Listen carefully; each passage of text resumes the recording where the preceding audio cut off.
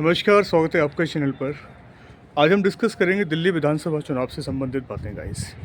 मैं कोई रिपोर्टर नहीं हूँ। कई बार बच्चे बोलते हैं, हमारे यंगस्टर हमारे साथ के, यार रिपोर्टिंग करते हैं, रिपोर्टिंग कर लीजिए, जी न्यूज़ में काम कर लीजिए, एबीपी न्यूज़ में काम कर लीजिए। कुछ स्टाफ के लोग लगे हुए हैं, तो मैंने डिनाइड कर दिया, नहीं यार मुझे इतना फील्ड का काम नहीं करना। मुझे क्या है, बच्चों को पढ़ाना भी है, स्टूडेंट्स हैं हमारे, है ना, उनको पढ़ाना है, और एक छोटा सा मैंने ट्रस्ट खोल रखा है, उसमें भी काम करना है। फ़िलहाल मुझे शौक़ नहीं है अभी जी न्यूज़ पे काम करने का, और ना ही एबीपी न्यूज़ में। तो फ़िलहाल हम लोग आपसे ऐसे ही मुखातिब हो जाते हैं, यंगस्टर्स और हमारे जो प्रिय विद्यार्थी हैं। तो हम आज एक डिस्कस करेंगे दिल्ली विधानसभा 2025 का इलेक्शन के बारे में। ज़बरदस्त कंटेंट है और बहुत मतलब एक तरह से ट्विस्ट आने वाली इन्फॉर्मेशन है इसमें। मैं आपको सारी चीज़ें यहाँ पर डिस्कस करूँगा गाइस, ठीक है। आपको पता है अरविंद केजरीवाल जी लगभग 3 दशक से दिल्ली की जनता से रूबरू हैं और दिल्ली को संभाल रहे हैं। शुरुआत में सरकार बनी, बहुत बड़ा अच्छा उन्होंने स्कोप किया था। दिल्ली विधानसभा में गाइस 70 सीटें हैं, 70 में से 67 सीटें, बहुत बड़ी बात है। इंक्वायरी बैठ गई थी, यार ऐसे कैसे हो सकता है कि दिल्ली विधानसभा में से ये 70 में से 67 सीटें जीत सकते हैं, इम्पॉसिबल। कई इंक्वायरी हुई, कमेटी बैठी, समिति बैठी, और केजरीवाल के खिलाफ धावा बोल दिया। दैन केजरीवाल जी ने क्या किया, अब देखिए इतनी बड़ी पार्टी नहीं थी, एक छोटी सी पार्टी थी, बस स्थापित की थी कि भाई चलो ठीक है, शुरुआत कर लेते हैं और देखते हैं जनता का क्या रुझान है, क्या रुझान नहीं है। तो जनता का रुझान ज़बरदस्त था गाइस, और उन्होंने दोबारा केजरीवाल को सीट जिताने में मदद करी। लगभग 62 सीट पर दोबारा इन्होंने अपना परचम लहराया। दिल्ली विधानसभा चुनाव में दोबारा ये जीते, 70 में से 62 सीटें फिर दोबारा जीती गई। बीच में भी इलेक्शन होता है, लेकिन वो 13 दिन की सरकार होती है, ज़्यादा दिन तक वो सरकार नहीं चल पाती है। तो कह सकते हैं 13-14 दिन तक वो रहती है गाइस। तो 13-14 दिन की सरकार होती है, फिर भी वो इस्तीफ़ा दे देते हैं, और फिर आगे जाकर फिर ये अपनी सरकार को बनाते हैं 62 सीटों के साथ, फिर ये अपने अस्तित्व में आते हैं गाइस। सोचिए कि 3 बार ये मुख्यमंत्री रहे केजरीवाल जी, इस्तीफ़ा दिया और उसके बाद फिर आतिशी मैडम को बनाया। केजरीवाल जी ने स्वर्ग नर्क लोक सब कुछ देखा, यहाँ तक है कई सारे मंत्री जेल में गए, ये खुद जेल में रह के आई 3 से 4 महीने। शराब घोटाला एक बहुत बड़ा घोटाला रहा इनकी लाइफ का, सबसे बड़ा धब्बा लगा इनकी पार्टी पर, इनके मैक्सिमम मिनिस्टर्स पर बहुत बड़ा धब्बा आज भी केजरीवाल के ऊपर लगा हुआ है। आज भी कई केसों में ये मतलब बेल पर हैं, और कई केस चल रहे हैं इनके ऊपर और मंत्रियों के ऊपर। अब आप बताइए, 3.5 करोड़ आबादी वाला दिल्ली शहर, और आज भी केजरीवाल पर इतना भरोसा कर रहे हैं कि भाई आने वाली जो इलेक्शन है, आने वाला इलेक्शन है, उसमें भी केजरीवाल जीतेगा। क्या ये पॉसिबल है? बताइए गाइस। आप पार्टी विभिन्न तरह की वहाँ पर कंपटीशन में लगी हुई हैं। आम आदमी पार्टी, जैसे कहते हैं आप पार्टी, है ना, Baspa party, Samajwadi party, Congress party, BJP party, सारे उम्मीदवार वहाँ से कोई ना कोई अपनी लिस्ट जारी करेंगे और वहाँ खड़ा करेंगे चुनाव में गाइस। वैसे 3 मेजर पार्टी में टक्कर दिख रही है यहाँ पर, है ना, भाजपा है, कांग्रेस है और आम आदमी पार्टी है, ठीक है। यहाँ तक है आम आदमी पार्टी को हमारे गृह मंत्री साहब ने आपदा का नाम दे दिया, आपदा। अब बताइए, डिजास्टर का नाम दे दिया कि आपदा है ये। अगर दिल्ली की जनता को खुश समृद्धि चाहिए, बढ़िया लाइफ चाहिए, है ना, अपराध मुक्त, पॉल्यूशन मुक्त दिल्ली चाहिए, तो भाजपा को वोट करें। बड़े बड़े नारेबाजी, अलग अलग पार्टियाँ बड़े बड़े जुमलेबाजी दिखाई दे रही हैं न्यूज़ चैनल पर, अपनी प्रिंट मीडिया पर। आप सब लोग देख रहे हैं कि सब लोग अपने अपने थाली को चमकाने में लगे हुए हैं, थाली को सजाने में लगे हुए हैं गाइस। सोचिए, आप लोकतंत्र जैसे देश में रह रहे हैं, और कैसे कैसे हम झूठे वादे करके लोगों के मन को बहला फुसला कर और एक सीट नाम कर लेते हैं, और आप दिल्ली के मुख्यमंत्री या किसी स्टेट के मंत्री बन जाते हैं। कितने हम अपने अंदर की ज़मीर को गिरा देते हैं कि हम जनता तक को भी नहीं छोड़ते। खैर, वो बात अलग है कि भाई पॉलिटिक्स में नाम ही पॉलिटिक्स है, चाणक्य नीति, राजनीति, जिसको खेल आता है, जिसको शतरंज आता है ना, जिसको सब कुछ आता है कि भाई तुलनात्मक राजनीति क्या है, कैसी की जानी चाहिए, तो वो अच्छी तरह से जानते हैं पॉलिटिशियन और बड़े बड़े राजनेता। तो वो अपने कामों में हमेशा सफल हैं और मुझे लगता है आगे सफल भी हो रहे हैं। ये लोग बड़े बड़े घोषणा पत्र में बातें बड़ी बड़ी कर देते हैं, लेकिन वो घोषणा पत्र में जो बड़ी बड़ी बातें करते हैं एक्चुअली वो उनको मिल ही नहीं पाते हैं, तो समस्याएं और ज़्यादा इनके सामने खड़ी हो जाती हैं पब्लिक के सामने गाइस। अभी हाल ही में कांग्रेस ने भी जुमलेबाजी में एक घोषणा पत्र जारी कर दिया कि हम दिल्ली की महिलाओं को 2500 रुपये देंगे। अब बताइए कहाँ से देंगे? दिल्ली की जनता की जेब से देंगे। आम आदमी पार्टी के संयोजक श्री अरविंद केजरीवाल जी ने बोला है कि हम 2100 रुपये जो है हर महिला के मतलब जेब में पहुंचाएंगे। ये आम आदमी पार्टी का वादा है। झुग्गी झोंपड़ी से लेकर अमीरों तक का जो सफ़र तय किया एक आम आदमी पार्टी ने, है ना, रोड से लेकर कहाँ तक उन्होंने अपना पूरा मतलब एक इतिहास बनाया आम आदमी पार्टी ने, वो सारा का सारा वो अपना घोषणा पत्र में और बड़ी बड़ी रैलियों में मतलब पूरी तरह से कथावाचक के रूप में गा रहे हैं। आम आदमी पार्टी नेशनल पार्टी बन गई है। ये बहुत बड़ी बात है कि एक आम आदमी पार्टी 10 साल के अंदर 2014 में अस्तित्व में आई थी और 10 साल के अंदर यह एक राष्ट्रीय पार्टी बन जाती है। सोचिए, कहाँ एक समाजवादी पार्टी अभी तक अखिलेश यादव की पार्टी राष्ट्रीय पार्टी का दर्जा प्राप्त नहीं कर चुकी, और आम आदमी पार्टी का इतना वर्चस्व रहा दिल्ली में, पंजाब में, हरियाणा में, गुजरात में, कि वहाँ पर भी इसने अपना सोचिए दबदबा स्थापित किया।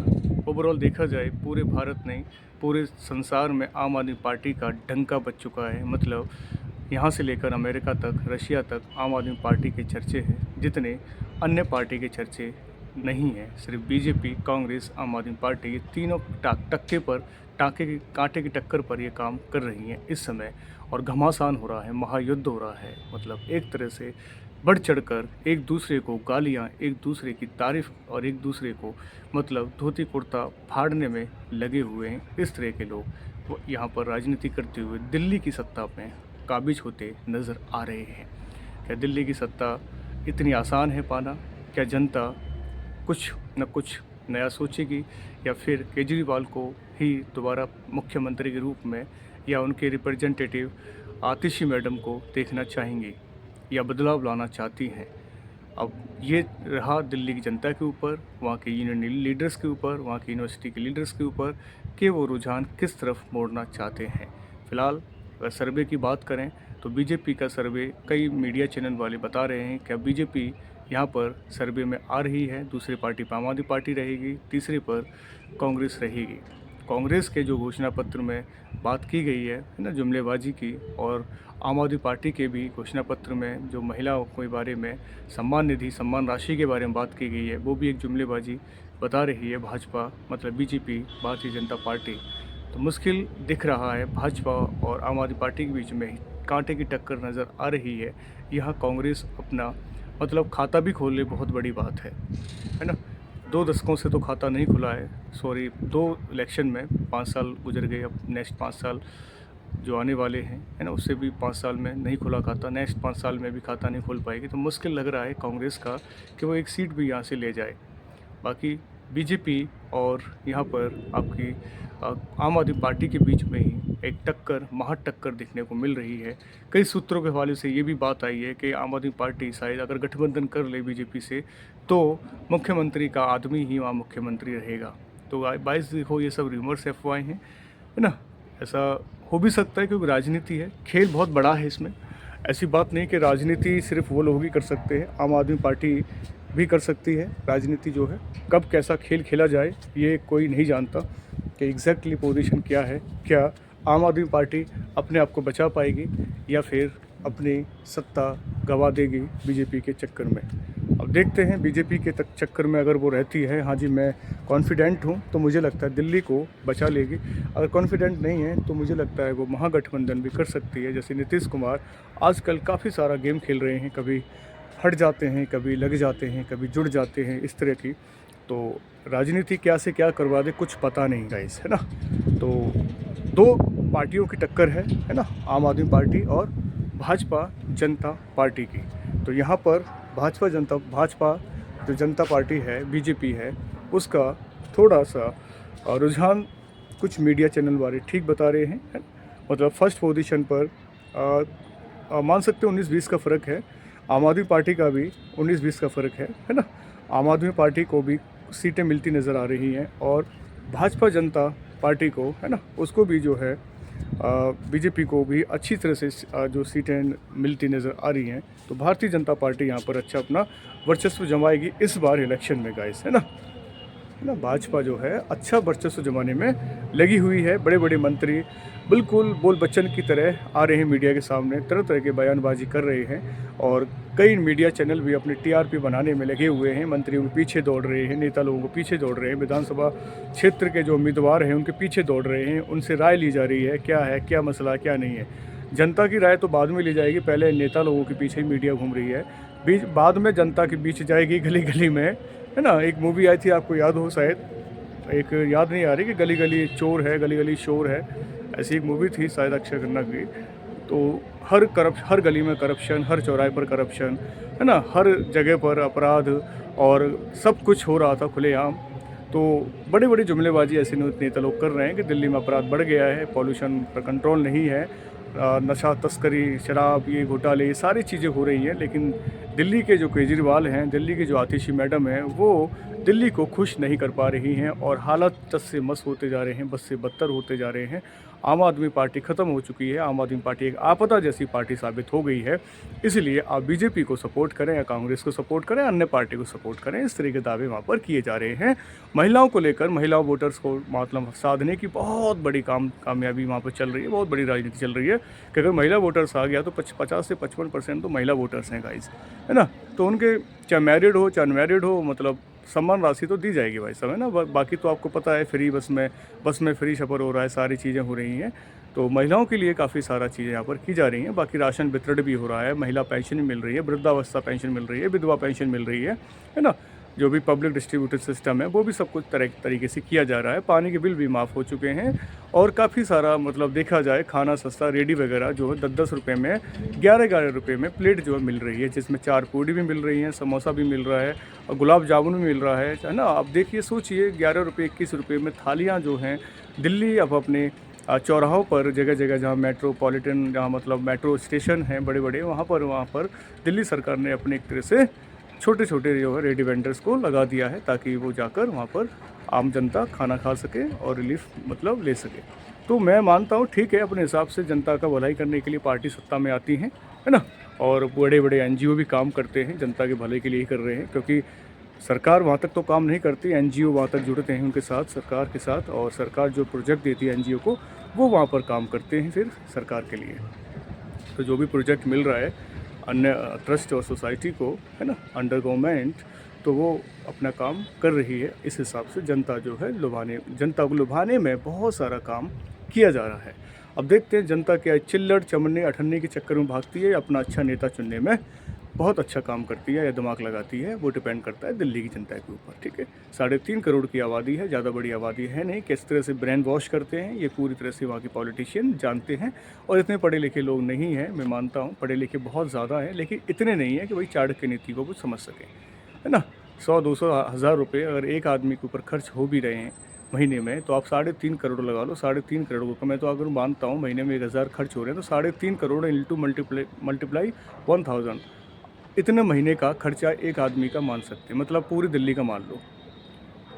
इतना ज़्यादा भी नहीं है।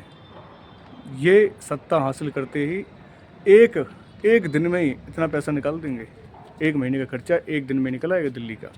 तो इतना बड़ा वो नहीं है कि भाई साहब इतना बड़ा काम हो रहा है और फ्री में हम लोग बांट रहे हैं, सब कुछ फ्री में दे रहे हैं। एक तरह से फ्री में कुछ मत करो। मैं तो बस एक ही बात कहूँगा, अगर रोज़गार दे सकते हो तो दे दीजिए। फ्री में रेवड़ी बांटना ये बंद करें। हर पार्टी फ्री में सब कुछ ना कुछ देने को तैयार हो रही है, लेकिन फ्री में ये सब कुछ देना बंद कर दें। सिर्फ एक चीज़ दे दें, वहाँ की जनता को रोज़गार। हर स्टेट की जनता को रोज़गार चाहिए। मेरी तरफ से बस यही मैसेज है।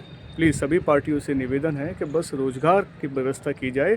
जितने बच्चे हैं, जितने यंगस्टर हैं जो तैयारी कर रहे हैं, कुछ ना कुछ हिसाब से उनको रोज़गार मिल जाए। उनके एजुकेशन के हिसाब से ना सही, कुछ ना कुछ तो उनको एडजस्ट किया जाए कहीं ना कहीं कंपनी में, किसी न किसी PSU में, MNC में या किसी कंपनी में। गाइस, सबसे बड़ा दुख जो है आज के युवकों को, आज के नौजवानों को, वो रोज़गार का है। अगर रोज़गार मुद्दा मतलब जम गया हर पार्टी के अंडर में, तो मुझे लगता है वो पार्टी CM नहीं, वो PM बन जाएगा। PM बन जाएगा। ये रोज़गार का मुद्दा सुलझा लिया जाए, एम्प्लॉयमेंट एक्ट अगर लागू कर दिया जाए, पार्लियामेंट में और बढ़ा दिया जाए कि हाँ जी इतना रोजगार भत्ता मिलेगा, हर युवा को इतने पढ़े लिखे पर इतने वेतन भत्ता मिलेगा। स्कूल कॉलेजों में भी स्किल डेवलपमेंट प्रोग्राम शुरू हो जाएं तो मुझे लगता है कामयाबी मिल सकती है हर इंसान को, और हर इंसान अपने घर को खुश रख सकता है। बस रोज़गार की दिक्कत है। आप पानी की बिल माफ़ कर रहे हो, कोई दिक्कत नहीं, 100 200 400 रुपये बिल आ जाता है। बिजली का बिल भी 100 400 500 हज़ार मान लेते हैं आ जाता है। खाना खर्चा आप अगर दे भी रहे हो, है ना, राशन पानी दे रहे हो, तो आप 300 रुपये का 10 किलो आटा आ जाता है जो 10 दिन 15 दिन चलता है। एक आदमी का खर्चा मैं आपको बताऊं तो आपको एक महीने के मान के चल लो, सब कुछ मिला के 1500 से लेकर 2000 रुपये का, सरकार के हिसाब से कह रहा हूँ, बाकी आप मर्जी से कितना भी उड़ाओ। सरकारी आंकड़ों के अनुसार 1500 से 2000 रुपये का। अगर आपके घर में 5 मेंबर हैं तो आप कितने हो गए, आप 1500 में जोड़ा है तो 7500 रुपये हर महीने का खर्चा नहीं बैठेगा, क्योंकि मैंने एवरेज लगाया है। सोचिए, तो मैं बस इतने ही दरख्वास्त करूँगा, एक प्रार्थना सजेशन और जो भी रिक्वेस्ट है कि वहाँ की जनता को, हर स्टेट की जनता रोज़गार चाहती है, रोज़गार मिल जाए तो क्राइम नहीं होगा इतना। मैं मानता हूँ समस्याएं ज़्यादा दिनों दिन बढ़ती जा रही हैं, लोगों के अंदर पैसा कमाने की क्षमताएं बढ़ती जा रही है ना, इसकी टोपी उसके सर, ऐसा होता जा रहा है तो समस्याएं बढ़ रही हैं। रोज़गार मिल भी जाएगा लेकिन इतना क्राइम नहीं होगा, फिर गारंटी के साथ कह रहे हैं इतना क्राइम नहीं होगा। लोग अपनी ज़िंदगी को संभालने में लग जाएंगे, आगे अपनी पढ़ाई करने में लग जाएंगे। इस तरह की समस्याएं जो है, जो आ रही हैं नए युवकों के अंदर, वो सारी चीज़ें समस्याएं जो हैं सुलझ जाएगी गाइस। तो बस मेरी रिक्वेस्ट यही रहेगा सरकार से कि जितनी पार्टी जो है हिम्मत कर रही हैं, रोज़गार क्लियर है तो मुझे लगता है सब कुछ क्लियर है। हर परिवार खुशी परिवार होगा, कोई दुखी नहीं रहेगा। सम्मान निधि भेजने की बजाय आप एक रोज़गार बांध दीजिए। महिलाओं का वेतन क्या है ना, एजुकेशन के हिसाब से स्कूल कॉलेजेस में, है ना, स्किल डेवलपमेंट प्रोग्राम्स होते हैं, वोकेशनल प्रोग्राम्स होते हैं, अप्रेंटिस निकलती हैं, उसमें आप ज़्यादा से ज़्यादा बढ़ चढ़कर युवाओं को रोज़गार देने की बस ठान लें। लेबर डिपार्टमेंट, लेबर मिनिस्ट्री से आप अगर कुछ बोल देंगे तब भी काम हो जाएगा, नियम कानून बन जाएंगे और वो पार्लियामेंट में या विधानसभा में पास कर दिया जाएगा। उस हिसाब से लोगों को रोज़गार मिल जाएगा। मुफ्त की रेवड़ी बांटना आप बंद कर दीजिए। हर पार्टी मुफ्त की रेवड़ी बांटती, क्योंकि आपको पता है पब्लिक को कैसे कन्विंस किया जाता है। बिजली पानी की बिल माफ़ कर दो, थोड़ा राशन पानी बांट दो, पब्लिक टूट कर आपको वोट दे देगी। बिल्कुल सही बात है। ऐसे तो चीफ मिनिस्टर, अगर मैं अपनी एक पार्टी बना लूँ तो मैं बोल दूँ हाँ जी ठीक है, आप मुझे चंदा दो, मैं सारे काम करा दूँगा आपके, है ना। एक बड़ा पढ़ा लिखा युवक, फिलोसफर, एक टीचर, प्रोफेसर राजनीति में आसानी से उतर सकता है। उसके लिए कोई बड़ी बात नहीं है, जो वो बोल सकता है कैमरे के सामने, कन्विंस भी कर सकता है पब्लिक को भी। ऐसी बड़ी बात नहीं है। पब्लिक को कन्विंस करके, घोषणा पत्र जारी करके आपसे वोट भी ले सकता है। वोट लेना कोई बड़ी बात नहीं है। मार पीट के ले सकता है, प्यार से नहीं तो मार पीट के भी हो सकता है। इस लोकतंत्र में सब कुछ जायज़ है। पार्टी जाने क्या क्या करती हैं, क्या क्या बांटती हैं, दारू साड़ी सब कुछ, कपड़ा लत्ता, खाना पीना, घोषणा पत्र में सम्मान निधि दी जा रही है ना, जाने क्या, स्कूटी फिस्कूटी, टैबलेट, मोबाइल। पार्टी जितना चाहें, है ना, आपको बेवकूफ़ बनाने में लगी हुई हैं और आप सब एक ही विचारधारा में फंसे हुए हैं। अपना कोई भी दिमाग नहीं लगा रहे, सिर्फ क्या करने हैं बस। कोई अगर आप एमएनसी में बिजी है तो एमएनसी में बिजी है, अपने रोज़गार में बिजी है, कोई अपना दिमाग लगाना चाहता ही नहीं है। वो तो केजरीवाल हैं जो अपना दिमाग लगाया, आम आदमी पार्टी ज्वाइन की, है ना, कैसे कैसे उन्होंने मेहनत की, उनकी पत्नी ने भी मेहनत की, है ना। पहले तो वो दोनों आईआरएस रह चुके हैं, एक अच्छे पढ़े लिखे युवा हैं, है ना। एक ऐसे लोगों को समाज में आकर राजनीति में आना कोई, मतलब मैं कहता हूँ कोई बड़ी बात आपके लिए नहीं, लेकिन एक पढ़े लिखे के लिए बहुत बड़ी बात है। जो पार्टियां आज तक अपना रिकॉर्ड नहीं बना पाई, नेशनल पार्टी का उन्होंने बना दिया 10 साल के अंदर। पंजाब में अपनी सरकार बना दी। सोचिए, पंजाब में आम आदमी की पार्टी है, अच्छा काम कर रही है, पंजाब की जनता खुश है। मैं भटिंडा गया था, लुधियाना गया, जब मैं पूछा वहाँ पर कोई आपत्ति नहीं है। आम आदमी आराम से रह रहा है, रोज़गार कर रहा है। क्या कांग्रेस को गाली देते थे, पुलिस परेशान करती थी? सोचिए, दिल्ली में भी, मैं किसी पार्टी का ही प्रचार नहीं कर रहा इस चैनल के माध्यम से, मैं बता रहा हूँ कि भाई एक पढ़े लिखे का कितना रुझान जो है जनता के प्रति है, क्योंकि ऑलरेडी पब्लिक सर्वेंट भी रह चुके हैं, एक अच्छे ब्यूरोक्रेट्स भी रहे हैं, वो जानते हैं पब्लिक को कैसे कन्विंस करना है, उनके लिए नीतियाँ कैसे बनाना है। वो बात अलग है कि सीबीआई, कस्टम, इनकम टैक्स, है ना, आईटी, इन सब के क्या इनके ऊपर छापे पड़े और ये जेल में गए। ऐसा कोई भी मंत्री, कोई भी नेता नहीं किसी पार्टी में जिसके ऊपर कोई केस ना हो। ये कोई आम मतलब बात नहीं है, है ना, एक कॉमन बात है। केस, झगड़े, झगड़ालू चीज़ें राजनीति का हिस्सा है। ये कंपैरेटिव पॉलिटिक्स होती है जिसे हम तुलनात्मक राजनीति कहते हैं। और तुलनात्मक राजनीति वही कर सकता है जिसके पास अपने विचार रखने की ताकत हो, पब्लिक के बीच में सहन करने की ताकत हो, ना कि सुसाइड करने की, है ना। कोई जेल चला गया, गलती हो गई, आपने गलती मानी, जज ने आपको बेल दे दी, कोई इशू नहीं, आप इम्प्रूव कर सकते हो अपने आप को, पब्लिक के बीच में जा सकते हो। अगर फिर भी कोई केस अगर चल भी रहा है तो ज़रूरी नहीं कि आप अपनी ज़िंदगी को ख़त्म कर रहे हो, तो ऐसा कुछ भी नहीं है, ठीक है। हिम्मत रखिए, तुलनात्मक राजनीति के शिकार मत होइए, है ना। तुलनात्मक राजनीति में घुसकर राजनीति का खेल समझिए, पार्टियां कैसे खेल खेलती हैं और किस तरह से ये अपने आप को सर्वे में दिखाकर, मीडिया को अपनी जेब में रखकर और पूरी तरह से गुमराह करते हैं एक माहौल को। ये सबसे बड़ी बात है गाइस, ठीक है। मैं किसी के ऊपर कोई आरोप नहीं लगा रहा हूँ, मैं बस बता रहा हूँ कि सिस्टम भाई किससे चल रहा है? पार्टी से सिस्टम चल रहा है। सिस्टम जो है पार्टी से चल रहा है, पार्टी से सिस्टम नहीं चल रहा है। मतलब पार्टी सिस्टम के अंदर नहीं है, सिस्टम जो है वो पार्टी के अंदर है। तो पार्टी बनाना, आप देखिए सब लोग अपने अपनी जुमलेबाजी में लगे हुए हैं। सारी चीज़ें आप चैनल खोल कर देखिए, कोई ना कोई चीज़ें चलती रहेंगी। पब्लिक के बारे में बातें कम हो रही हैं और इनके आडंबरों की बातें ज़्यादा चल रही है। राजनीति, धार्मिक, धर्म से लेकर राजनीति, धर्म, यही चल रहा है। राजनीति और धर्म, राजनीति और धर्म। लोग की समस्याएं क्या हैं पता नहीं, लोग क्यों मर रहा है भूखा पता नहीं, लोग सड़कों पे क्या सो रहा है पता नहीं, है ना, लोग भूखा क्यों मर रहा है, लोग पास रोज़गार क्यों नहीं पता नहीं। बस सारी चीज़ें कंटिन्यू करते जाना है, धर्म पर लड़ाई करवाना है और साथ में राजनीति के दांव-पेच खेल रहे हैं पब्लिक के बीच में आकर। एक छोटा सा वीडियो था गाइस, ये सर्वे में मैं बता रहा हूँ टक्कर चल रही है आपकी बीजेपी की और आम आदमी पार्टी को, लेकिन कुछ सर्वे में बीजेपी को अब बता रहे हैं और कुछ सर्वे में आम आदमी पार्टी को अब बता रहे हैं, ठीक है। मतलब मुझे लग रहा है कि आम आदमी पार्टी भी तीसरी बार जो है, मतलब चौथी बार सरकार बनाने में कामयाब होगी। एक बहुत बड़ा दिलचस्प मुद्दा है कि आम आदमी पार्टी फिर चौथी बार आने वाली है। कौन 2 बार 3 बार दिल्ली की कुर्सी, मुख्यमंत्री कुर्सी से इस्तीफ़ा देता है, सोचिए आप। पहला मुख्यमंत्री जो जेल में रहा, इस्तीफ़ा नहीं दिया। अब आप कुछ भी बोल सकते हो कि सर आप सपोर्ट कर रहे हो, मैं कोई सपोर्ट नहीं कर रहा हूँ, मैं ब्यूरोक्रेट्स बता रहा हूँ। पब्लिक की नीतियों पर फोकस किया है। पब्लिक ने कभी भी उनके कार्यकाल में प्रदर्शन नहीं किया। पब्लिक खुश है, घर बैठी आराम से मौज मस्ती से पॉपकॉर्न और टीवी देख रही है, कोई मतलब नहीं। प्रॉब्लम वहाँ आती है जब पब्लिक बीच दंगे हो रहे हैं, उनका हक मारा जा रहा है ना, क्राइम बढ़ रहा है, छीना झपटी हो रही है, मर्डर्स हो रहे हैं।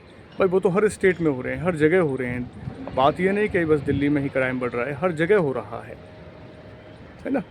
तो वो बात मैं यहाँ नहीं कर रहा। बस देखिए दिल्ली का मुख्यमंत्री होते हुए तिहाड़ जेल काटी, भारत का ऐसा पहला मुख्यमंत्री बना जो मुख्यमंत्री होते हुए भी तिहाड़ जेल में रहा और इस्तीफ़ा नहीं दिया और तिहाड़ जेल से ही सरकार चलाई, सोचिए 2-3 महीने।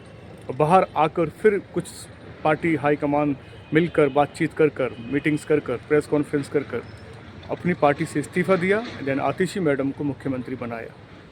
बहुत बड़ी बात है गाइस, है ना। तो आतिशी मैम के एक पीए साहब हैं, दीपक दहिया साहब हैं, मैं उनसे मिला था, आप देख सकते हैं मेरे व्हाट्सएप प्रोफाइल में लगे हुए हैं। तो दीपक दहिया सर से भी बातचीत हुई थी मेरी, है ना। तो काफ़ी लोगों से मिलना जुलना रहता है, लेकिन सटीक बातें जो मैं आपसे बात कर रहा हूँ कि आगे कैसे काम करना है ना, पब्लिक के बीच में जाना है। पब्लिक के बीच में जाइए, बात कीजिए, परेशानी क्या है क्या नहीं है। और सभी पार्टियों का मैं अभिनंदन करता हूँ कि आप चुनाव का महासंग्राम में उतर रहे हो और सब अपना अपना दाव पेच खेल रही है। लेकिन बस मेरा यही सजेशन, हम सबका, हम टीचर्स एसोसिएशन, हमारे जो पढ़े लिखे युवाएं हैं और हम जो भी हैं, बस आपसे यही रिक्वेस्ट करेंगे कि कोई भी पार्टी जीतती है तो प्लीज़ रोज़गार मुद्दे को ज़रूर रखें। रोज़गार चाहिए, हमें मुफ्त का सामान नहीं चाहिए। रोज़गार आएगा तो हम मुफ्त का सामान भी खरीद लेंगे पैसों से, कोई दिक्कत नहीं। हमारी लाइफ सुधर जाएगी, शादी अच्छी हो जाएगी, बीवी बच्चों को अच्छी हम सुविधा देंगे, बच्चों को अच्छा पढ़ाएंगे। नहीं तो बच्चे क्रिमिनल बन जाएंगे, अपराधी बन जाएंगे। और जिनके माँ बाप नहीं पढ़ा पाते, बच्चे पर ध्यान नहीं दे पाते। आप समझ सकते हो उनके बच्चे कहाँ से कहाँ चले जाते हैं और अपनी लाइफ को तबाह कर लेते हैं और एक धब्बा लग जाता है उनके कैरियर पर। सो प्लीज़ बस मैं यही रिक्वेस्ट करूँगा, और जो भी पार्टी आती है उसको मैं बिल्कुल दिल से धन्यवाद करूँगा। और अपना काम तौर तरीके से आप करना जानते हैं, पब्लिक को समझाना जानते हैं, आप एक अच्छे राजनीतिज्ञ हैं। बस रोज़गार का ज़रूर ध्यान रखिएगा इस, ठीक है? प्लीज़ अपना ध्यान रखिए। जनता पार्टी से मैं बात कर रहा हूँ, भारतीय जनता पार्टी से भी और आम आदमी पार्टी से भी और अन्य पार्टियों से भी। सो प्लीज़ आप जो है रोज़गार के मुद्दे को ज़रूर सुलझाइए। नमस्कार, जय हिंद, जय भारत।